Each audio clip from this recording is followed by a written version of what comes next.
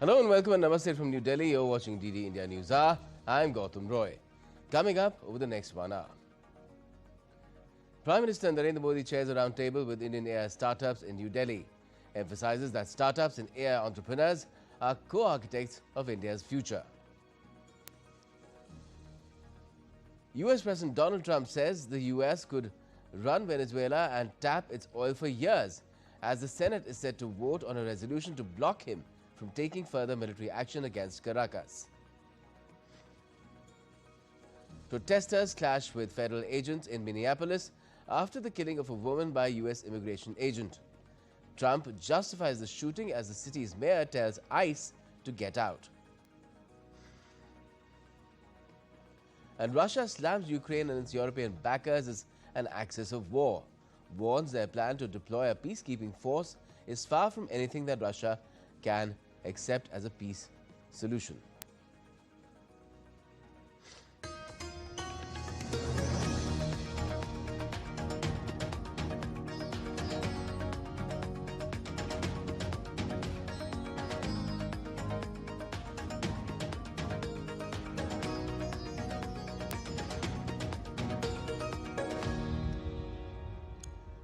First up, Prime Minister Narendra Modi has chaired a roundtable with Indian AI startups, labeling startups and AI entrepreneurs as co-architects of India's future. The PM reiterated the government's support to strengthen the spirit of Made in India, Made for the World. DD India's Tapas Bhattacharya reports.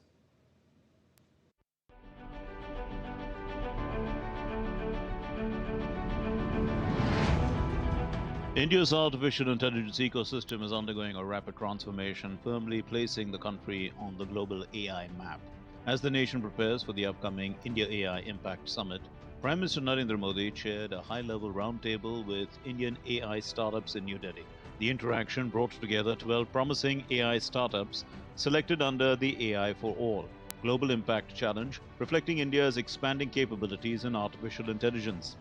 These startups are working across a wide range of advanced technologies, including Indian language foundation models, speech-to-text and text-to-audio solutions, text-to-video platforms, 3D generative AI for e-commerce, personalized content creation, engineering simulations, material research, and healthcare diagnostics. The entrepreneurs lauded the government's strong policy support and its commitment to nurturing the AI ecosystem. In their presentation, they noted that with rapid innovation and large-scale deployment, the global center of AI development is increasingly shifting towards India. Prime Minister Modi highlighted the transformative role of AI in shaping society. He described startups and AI innovators as co-architects of India's future, advocating a unique AI model that is made in India, made for the world. Emphasizing trust as India's core strength, Prime Minister called for ethical, transparent and unbiased AI rooted in data privacy, while urging affordable, inclusive and indigenous solutions that promote regional languages globally. Taposh Bhattacharya's report for DD India. And Minister of State for Science and Technology, Dr. Jitendra Singh, attended the AI Impact Summit 2026 on artificial intelligence for capacity building and transforming governance at Vigyan Bhavan in New Delhi on Thursday. Speaking at the event, the minister highlighted the importance of natural intelligence as the primary operator of artificial intelligence, saying that AI must be perceived as the means and not the end result. One has to be intelligent enough to handle artificial intelligence.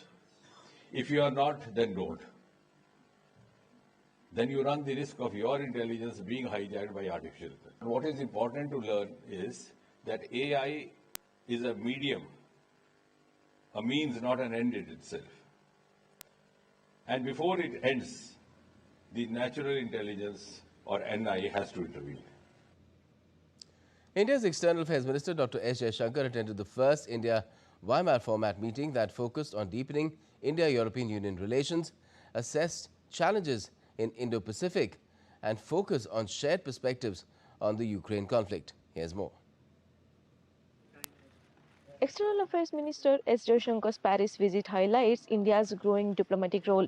The Weimar format, which has been European only for 35 years, engaged with India in discussions for the first time. The meeting reflects India's growing strategic importance for Europe at a time of shifting global alignments and rising geopolitical challenges. Choosing Europe first to visit in this year, Dr. Jaishankar recalled France and Europe are the most important ties in global order.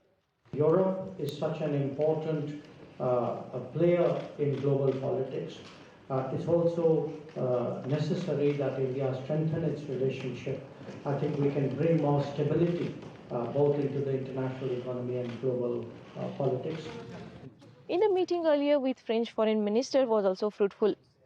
French Foreign Minister Noël Barrot said India's inclusion signals a deepening partnership between India and Europe.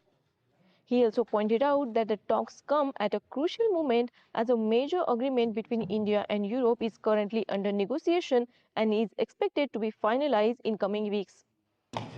India, but also between the EU and India a few days ahead of an important summit where significant agreements will be signed. I look forward to these discussions today that aim at strengthening and furthering our relationship this year, where India will be chairing the BRICS and France will be chairing the G7.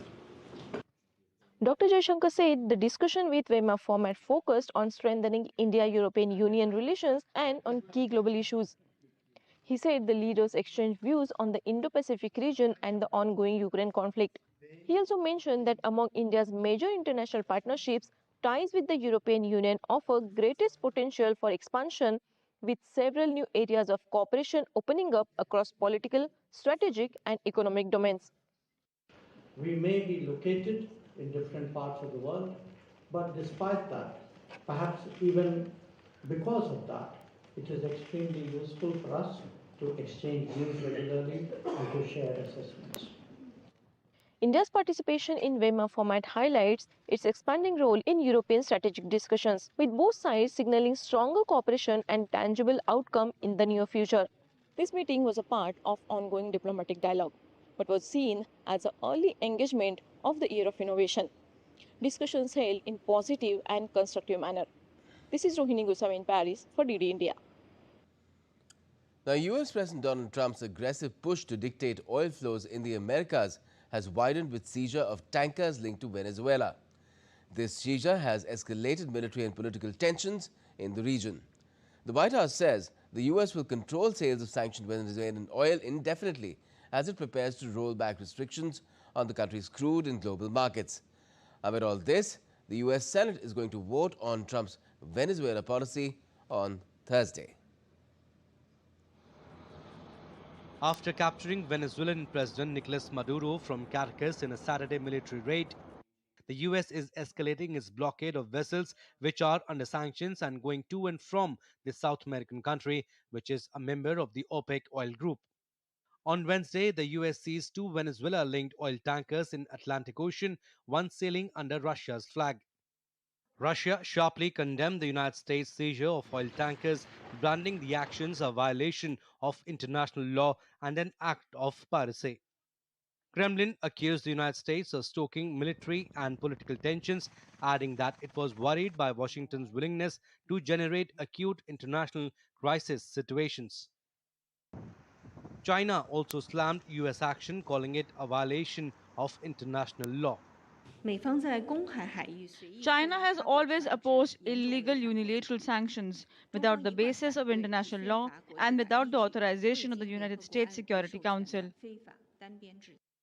The White House said the US will control sales of sanctioned Venezuelan oil indefinitely as it prepares to roll back restrictions on the country's crude in global markets. Secretary of State Marco Rubio said the United States has a three-step plan for Venezuela that will begin with stabilizing the country, overseeing the country's recovery, and finally, a transition. Step one is the stabilization of the country. We don't want it descending into chaos. Part of that stabilization, and the reason why we understand and believe that we have the strongest leverage possible, is our quarantine. As you've seen today, 2 more ships were seized. We are in the midst right now and in fact about to execute on a deal to take all the oil. They have oil that is stuck in Venezuela. They can't move it because of our quarantine and because it's sanctioned. We are going to take between 30 and 50 million barrels of oil. We're going to sell it in the marketplace at market rates, not at the discounts Venezuela was getting. That money will then be handled in such a way that we will control how it is dispersed in a way that benefits the Venezuelan people, not corruption, not the regime. So we have a lot of leverage to move on the stabilization front. US President Donald Trump has also made it clear that Venezuela would use revenue from a new oil deal exclusively to purchase American made goods. In a social media post, Trump said the purchases would include American agri products, medicines, medical devices, and equipment to improve the electric grid and energy facilities, amongst other things. On the other hand, Venezuela's interim president, Delcy Rodriguez, expressed her willingness for energy partnerships with other nations, but made it clear that agreements should comply with international law. Venezuela está abierta. Venezuela is open to energy relations where all parties benefit, where economic cooperation is very well determined in commercial contracts. That is our position and the diversity of our energy relations. Esa es nuestra postura. Meanwhile, the US Senate is due to consider a resolution on Thursday that would block President Donald Trump from taking further military action against Venezuela without congressional authorization, and backers said the measure could pass in a close vote. Bureau Report, DD India. And Venezuela's Interior Minister, Diosdado Cabello, said that 100 people died in the U.S. attack which removed President Nicolas Maduro from power on the 3rd of January. He added that Maduro's wife, Celia Flores, detained alongside him, suffered a head injury during the U.S. raid, and Maduro also got injured on his leg. Caracas has not previously given a number for those killed, but the army posted a list of 23 names of its dead. Venezuelan officials have said a large part of Maduro's security contingent was killed in cold blood, and Cuba has said 32 members of its military and intelligence services in Venezuela were killed. Venezuela was the victim of a crafty barbarian attack where up until now, and I say up until now, you have 100 dead people, 100, and a similar number of injured people. A terrible attack against our country. This is true. That's the truth, and no one will hide it. There is no way this can be hidden. Today, the world is openly discovering this. And still to come in this edition of DD India Newshour. UN climate chief says US exit from climate treaty is a colossal own goal. French farming union calls for protests on the 20th of this month with Mercosur deal is agreed. And Iran says it is ready for negotiations with the US based on mutual respect.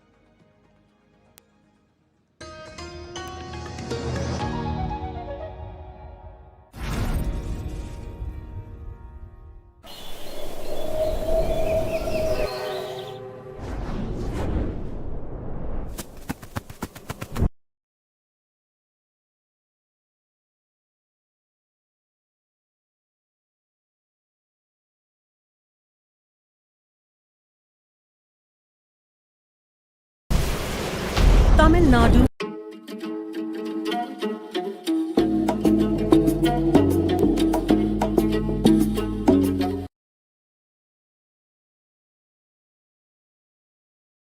Welcome to DD India, where a billion voices.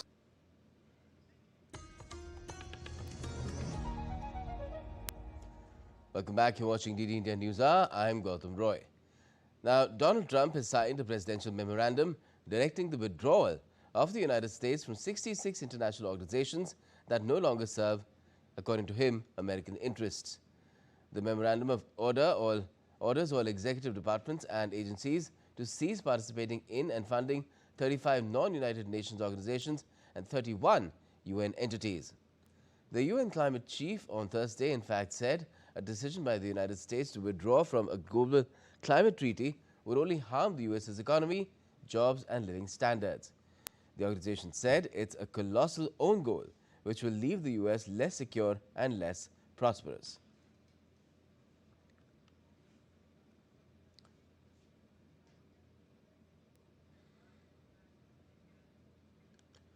And protesters have clashed with federal agents in Minneapolis after the killing of a woman by US immigration agents.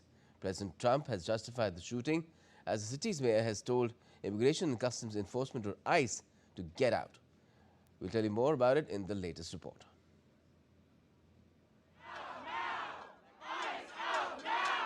Anger mounted over the shooting of a woman by an immigration officer in the U.S. Midwestern city of Minneapolis as protesters demonstrating against the killing clashed with law enforcement agents on Thursday. The shooting in Minneapolis drew hundreds of protesters into the frigid streets near the scene, some of whom were met by heavily armed federal agents wearing gas masks who fired chemical irritants. Protesters held signs reading ICE Trump's Gestapo, while speakers led chants against immigration enforcement. We all have to be out here to let everybody know that, at the end of the day, we're not going to stop because you're killing us. We're not going to stop. We're going to stay here, and we're willing to, let our lives be on the line for this. Earlier, Democratic Governor Tim Walz placed the blame for the shooting on the Trump administration. We have been warning for weeks that the Trump administration's dangerous, sensationalized operations are a threat to our public safety, that someone was going to get hurt. Just yesterday, I said exactly that.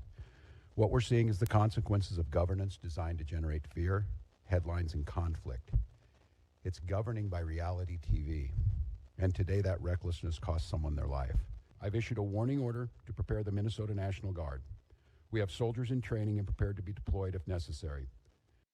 U.S. authorities stated that the woman allegedly sought to ram immigration and customs enforcement officers with the vehicle.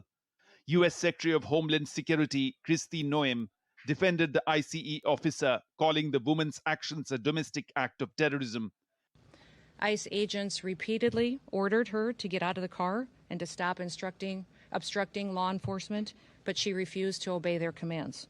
She then proceeded to weaponize her vehicle, and she attempted to run a law enforcement officer over. This appears as an attempt to kill, to cause bodily harm to agents, an act of domestic terrorism. The ICE officer, fearing for his life and the other officers around him and the safety of the public, fired defensive shots. He used his training to save his own life and that of his colleagues. He was treated at a local hospital, has been released, and is now with family. U.S. President Donald Trump also said the Minneapolis shooting appeared to be an act of self-defense, claiming the woman aggressively resisted officers and deliberately ran over an ICE agent, prompting the officer to shoot her. The shooting reportedly happened at the 34th Street and Portland Avenue, Minneapolis.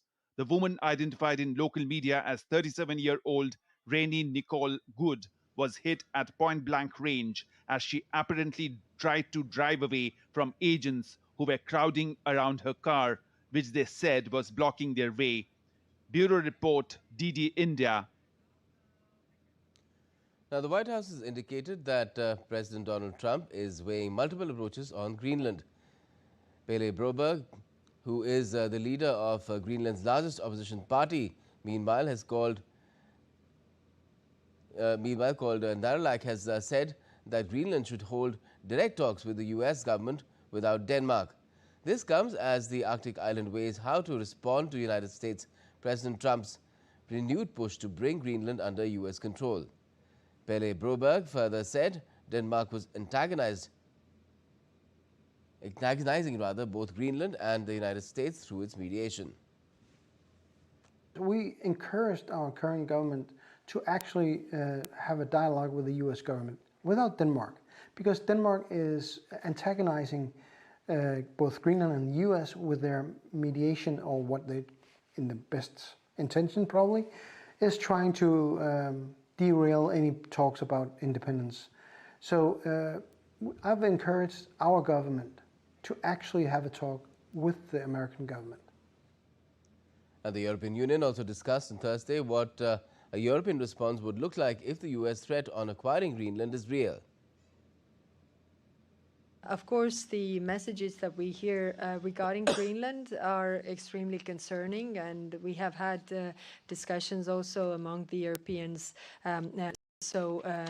If this is a real threat, and if it is, then what would be our response? So, as Denmark has been a good ally for United States, and all these statements are not really helping the stability of the world, I would say.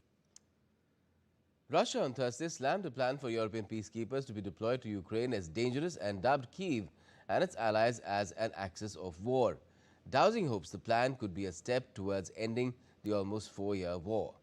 Russia's foreign ministry in a statement said that the new militarist declarations of the so-called coalition of the willing and the Kyiv regime together form a genuine axis of war. Russia's foreign ministry called the plans drafted by Kyiv's allies dangerous and destructive. Donald Trump has been in fact pushing the warring sides to strike a deal to halt the conflict, running shuttle diplomacy between Ukraine's Vladimir Zelensky and Russia's Vladimir Putin in a bid to get an agreement across the line. An initial 28-point plan, which largely adhered to Moscow's demands, was criticized by Kyiv and Europe. And now, Russia has slammed the attempts to beef up protections for Ukraine should an elusive deal be reached. Ukraine's allies said they had agreed key security guarantees for Kyiv at a summit in Paris earlier this week, including a peacekeeping force. But in its first comment since the summit, Moscow has said the statements were far away from anything the Kremlin could accept to end its assault. Leaders of France's biggest farming union have called for protests at the European Parliament in Strasbourg on the 20th of this month over the proposed trade deal between the EU and the South American bloc Mercosur. This move comes in the backdrop of farmers staging protests in Paris on Thursday. The agreement, which could be signed next week, includes a significant section on agriculture with the establishment of import quotas for certain farm products from Mercosur countries, that is Argentina, Brazil, Paraguay and Uruguay, either duty-free or at reduced levies. FNSEA Secretary General Hervé Lapie said that if the deal is signed, farmers would call on members of the EU Parliament to refer it to the European Court of Justice.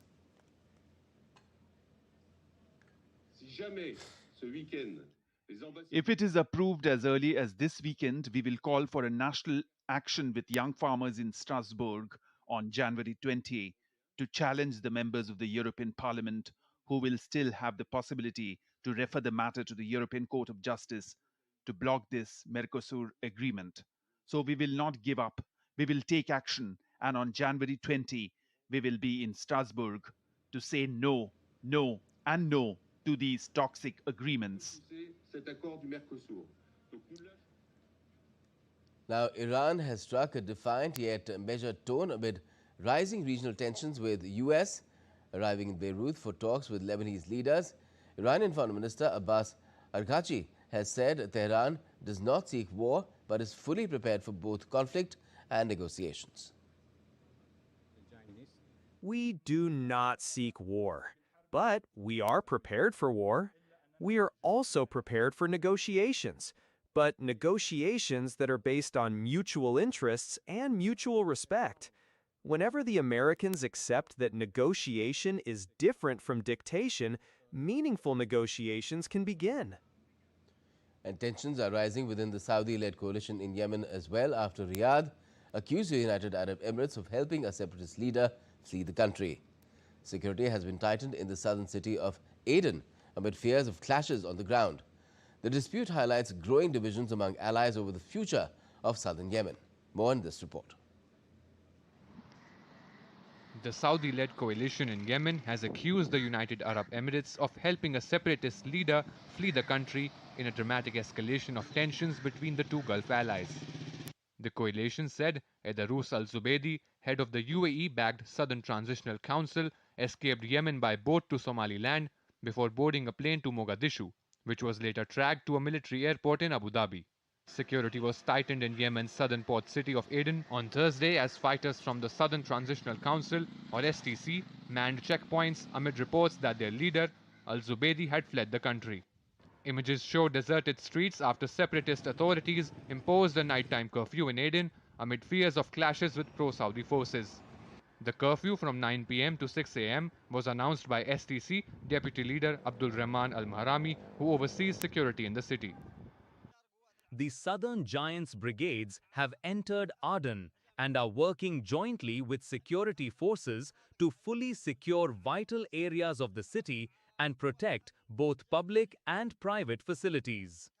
Zubeidi failed to attend crisis talks in Riyadh on Wednesday, called to address growing instability in southern Yemen. His group said he had been asked to travel Saudi Arabia under threat. The developments have intensified tensions between Saudi Arabia and the UAE, exposing rifts within the coalition, fighting Iran-backed Houthi rebels, and underscoring divisions over the future of southern Yemen. Rabinder Chauhan's report for DD India. The Syrian army launched fresh strikes in Aleppo on Thursday as fighting with the Kurdish-led Syrian Democratic Forces entered a third day, ordering residents to evacuate targeted areas and imposing a curfew in Sheikh Maqsood and Ashrafi. The clashes have displaced thousands of civilians and caused multiple casualties, with the SDF and Damascus-aligned forces trading accusations over attacks on civilian areas. Kurdish leaders have warned the strikes could amount to ethnic cleansing, while international mediation efforts have so far failed to ease tensions amid fears that violence could escalate and draw in regional powers. Australia's Prime Minister Anthony Albanese has announced on Thursday that the government will establish a nation's most powerful form of public inquiry, Royal Commission into the Bondi Beach mass shooting. Prime Minister Albanese confirmed that the commission will be chaired by retired Judge Virginia Bell. It will investigate the circumstances surrounding the attack as well as broader issues of anti-Semitism and social cohesion in Australia. The inquiry is expected to deliver its final report by December this year. Albanese also revealed that a previously announced independent review into law enforcement agencies examining whether authorities could have taken further steps to prevent the tragedy will now be folded into the Royal Commission. That review, focusing on possible gaps in laws and intelligence, is scheduled to report its findings in April. Today I announced that I will be recommending to the Governor-General in an Executive Council meeting that will be held tomorrow that a Royal Commission on Anti-Semitism and Social Cohesion be established. This was endorsed by a meeting of the Federal Cabinet today. I have asked that former High Court Justice, the Honourable Virginia Bell AC, to serve as the Commissioner.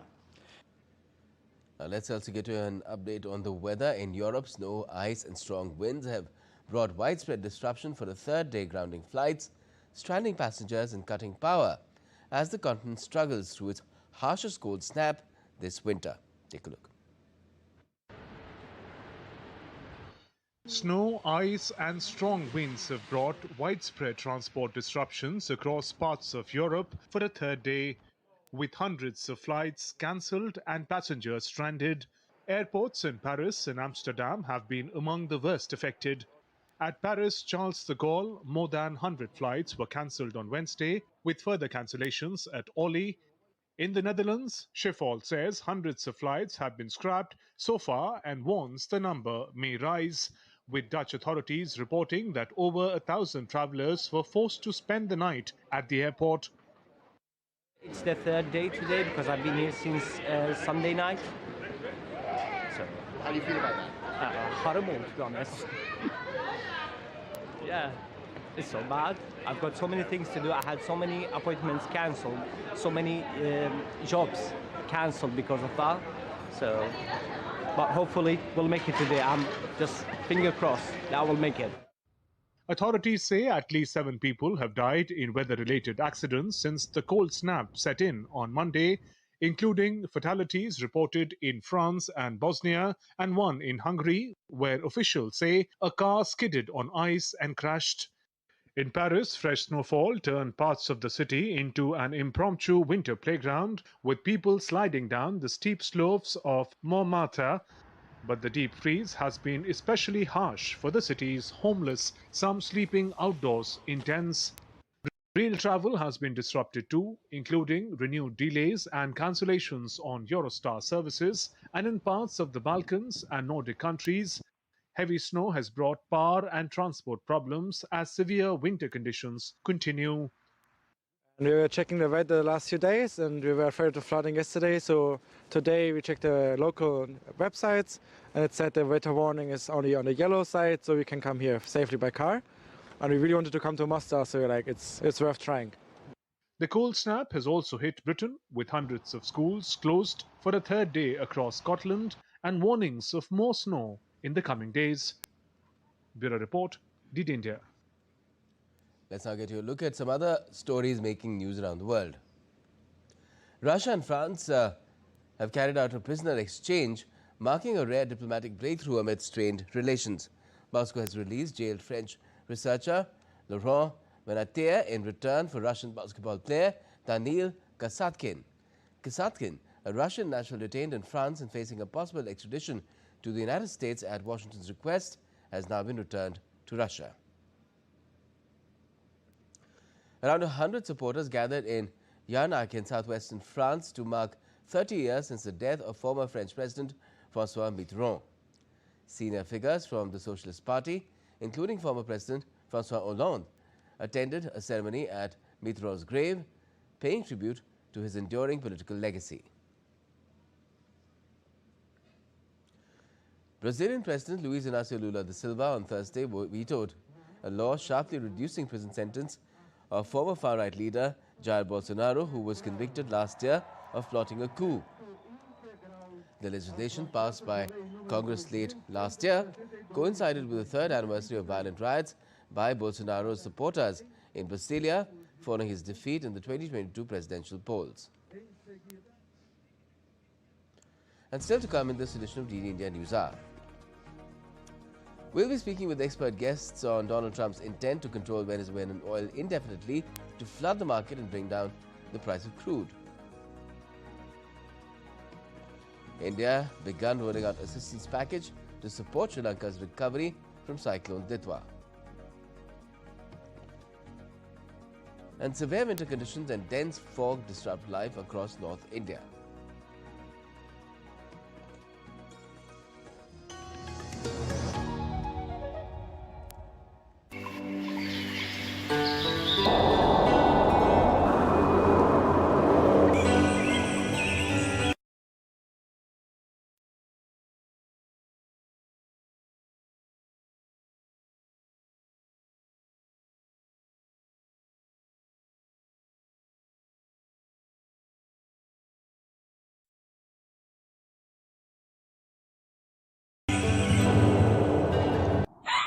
स्वागत आहे to magnetic Maharashtra.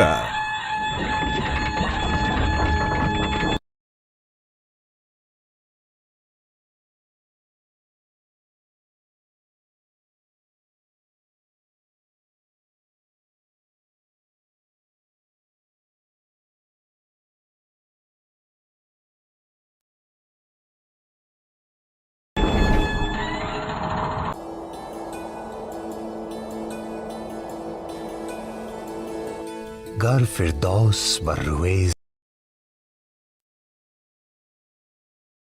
Welcome to DD India. Welcome back. You're watching DD India Newshour. I'm Gautam Roy.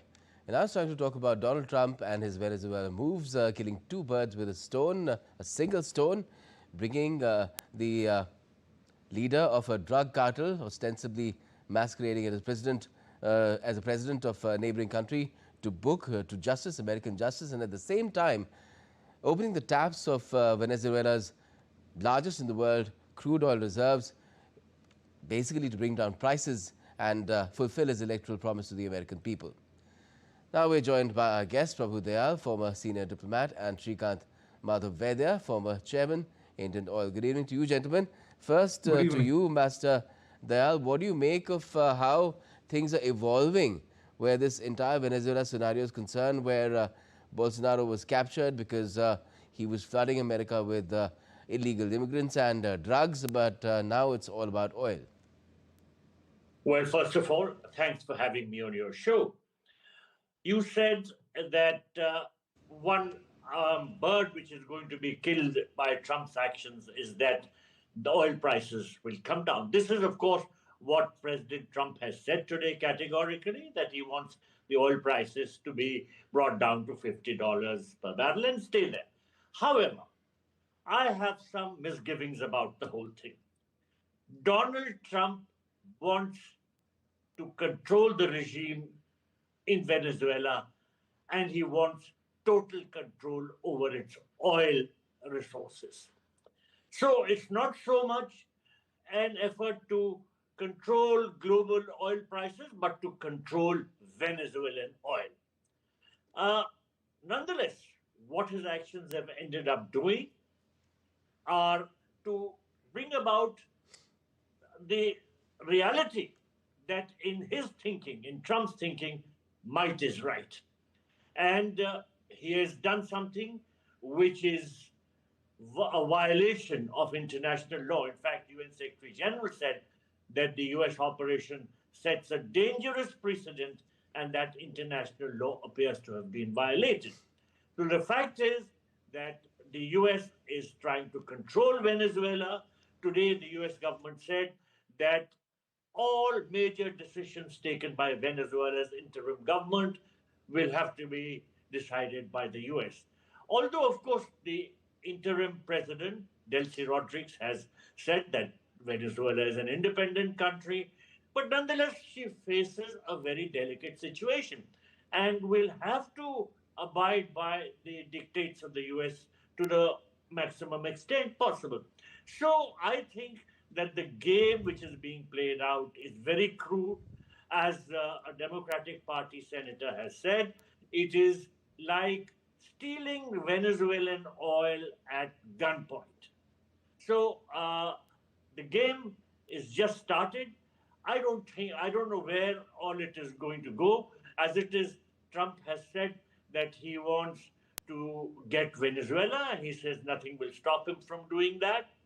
He has signaled unilateralism out and out by yesterday withdrawing from 66 international organizations, agencies, and operations.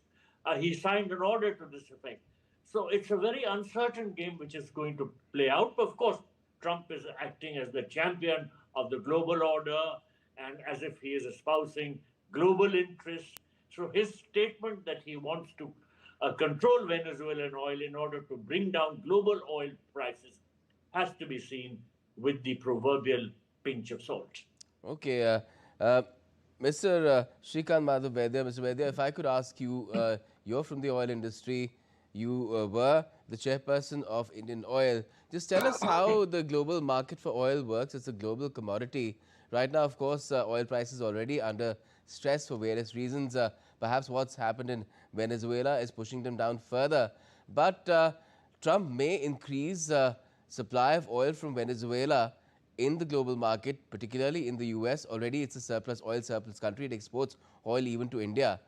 But on the other hand, he's also stopping the flow of oil where Russia and Iran are concerned through UN sanctioned or unilateral sanctions. So on one hand, he's opening a tap, and on the other, he's cutting it off.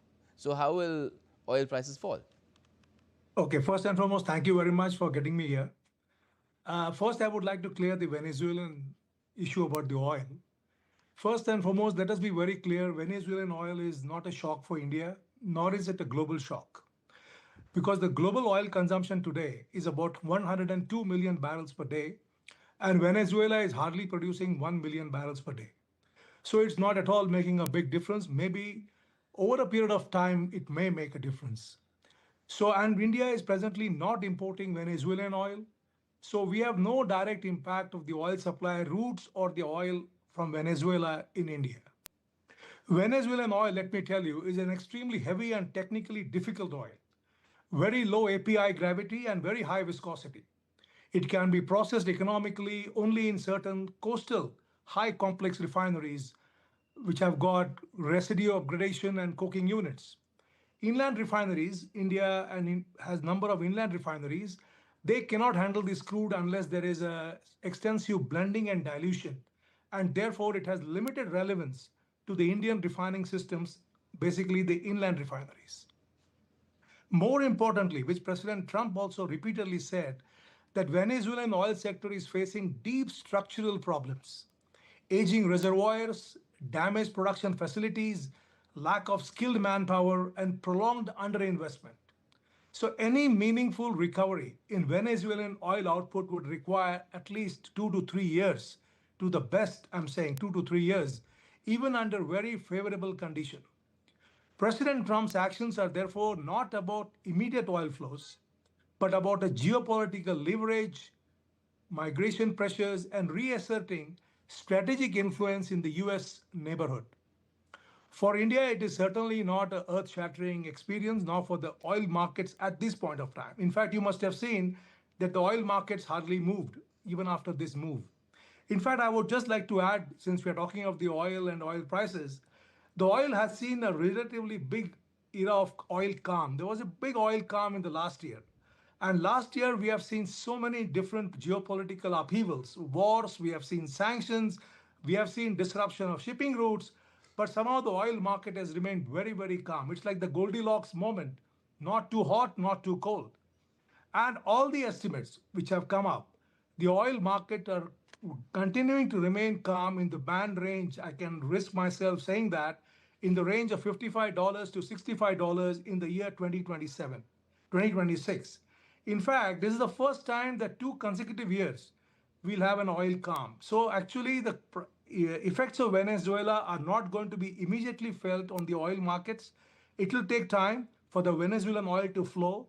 But as I told you, the Venezuelan oil is very typical oil and it can't be consumed by all the refineries. Yes. So it has its own limitations. Coming down to the... So can it bring down prices in the short, the medium or the long term of oil prices in general in all the international markets? It can, provided the infrastructure gets built up and at least a couple of years before the oil really starts to flow. But your other question is very valid. On one hand, he's trying to get the oil, Venezuelan oil, and the other place he's trying to cut the tap, especially for the Russian oil for India. But as India has repeatedly said that India is a sovereign nation, and our decision to buy Russian oil was never triggered by politics. It was basically an economic decision, and we went for that because we have to have energy security for 1.4 billion Indian people. So we went for the energy affordability option, which is so important for India. And India also realizes that in 2023, nearly 40% of the oil was coming from Russia, which is not a very good sign in terms of oil security for so much dependence on one country. So which was, the oil import was about 1.9 to 2 million barrels per day from Russia in those days. Now it has come down to 1.2 to 1.3 million barrels per day from Russia. And we are going to different geographies. We are going to US, we are going to Guyana, we are going to West Africa, and of course the Middle East is always there. So India is trying to diversify its oil geographies so that we don't overly dependent on Russia. So that's what India's strategy is. That's what any big economy like India, which is 85 to 90% dependent on imported crude oil, will do. And if I come to you again, Ambassador Prabhudyal, a diplomat also has a working understanding of how world markets trade works. And I have a question for you. Donald Trump again says that, his goal is to bring down the prices of oil. Now, if he has to take Venezuela, get its oil by force, he'll do it, and he's done it. And he's pushing further on it. But he's telling oil companies in America to push in billions and billions of dollars to refurbish, re-energize, rejig the oil industry in Venezuela. Just tell me, why would a company want to go in to a country with the result that oil prices will come down, the commodity that I'll be extracting, for which I will invest billions of dollars, ultimately want to drive down the price, so it won't be remunerative for me to the extent that it is now. So why would I go and invest? Well, Gautam, you're absolutely right in questioning why would a foreign company go into Venezuela, despite all the problems, upgrade its infrastructure, restore things, and do it so that the entire money that is generated benefits Venezuela.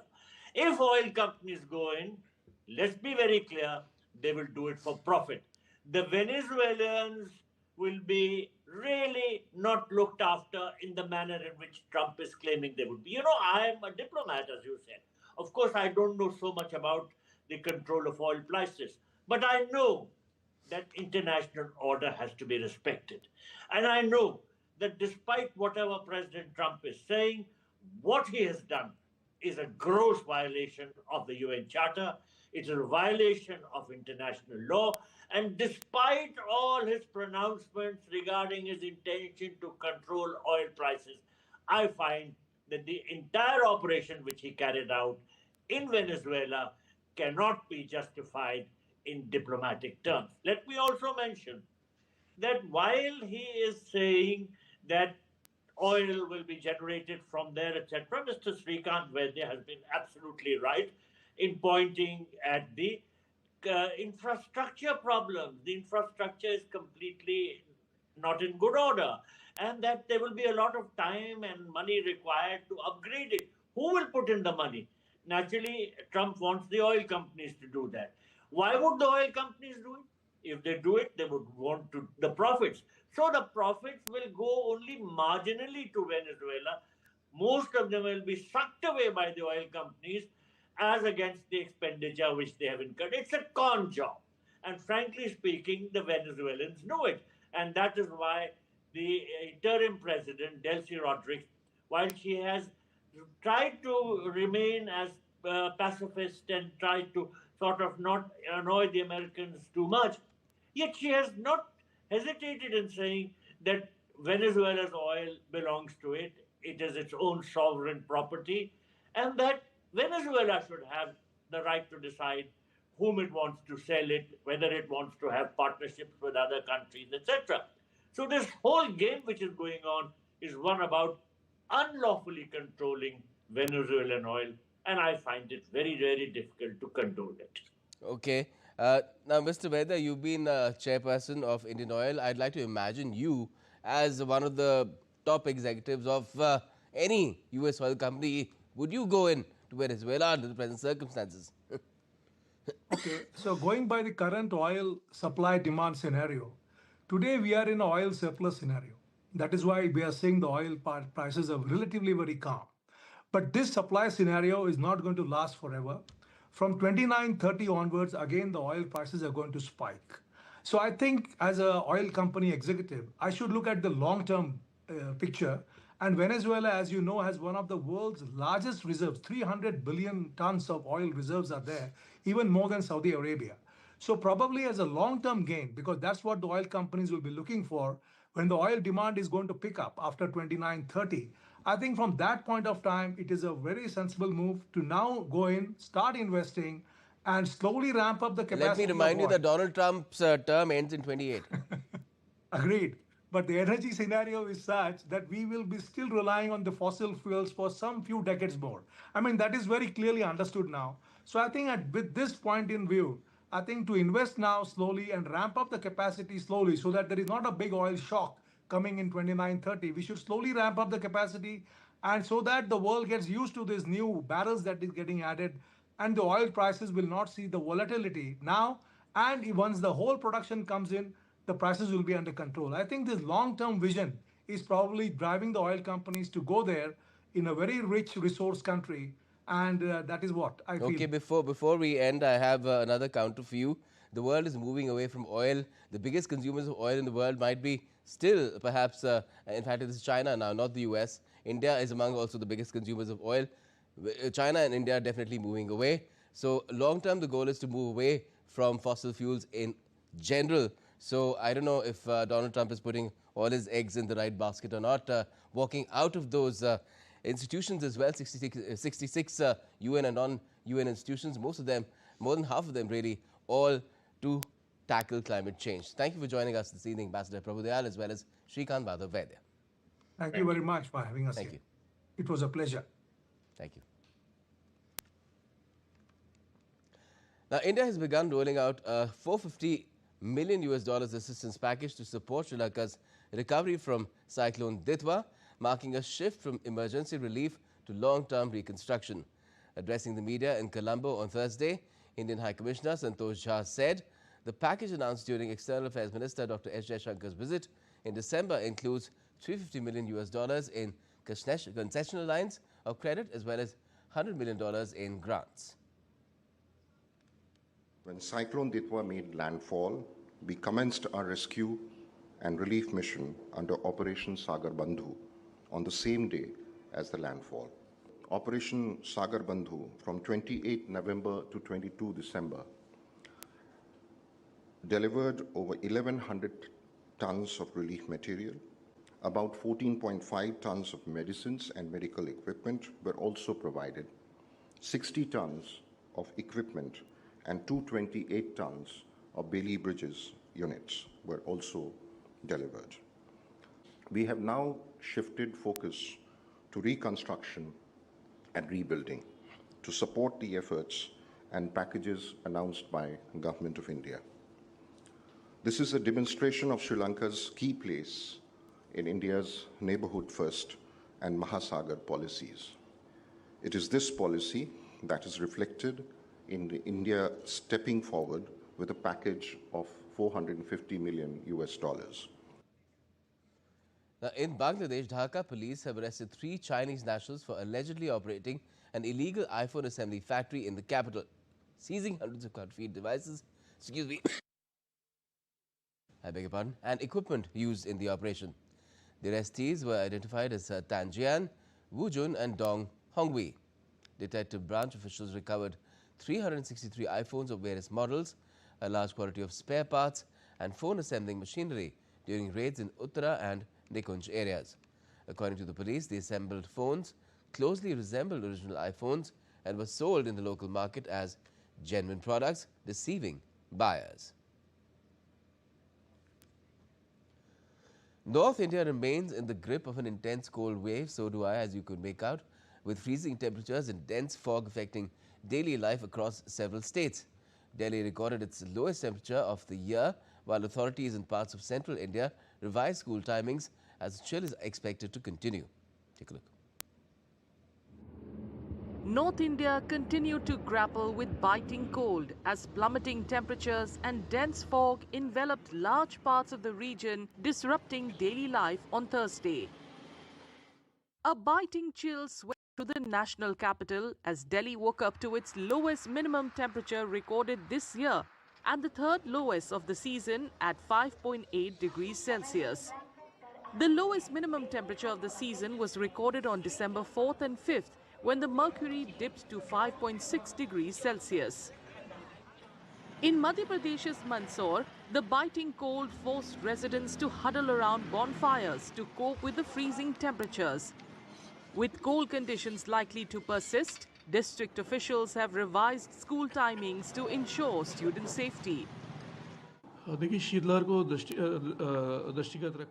In view of the cold wave and the instructions issued by the Education Department, an order has been issued declaring holidays for schools from nursery to class 5th till January 13th. For middle schools from class 6th to 8th, changes have been made in the operating time and schools will now open at 10 a.m. All other activities and ongoing examinations will continue as per their scheduled time.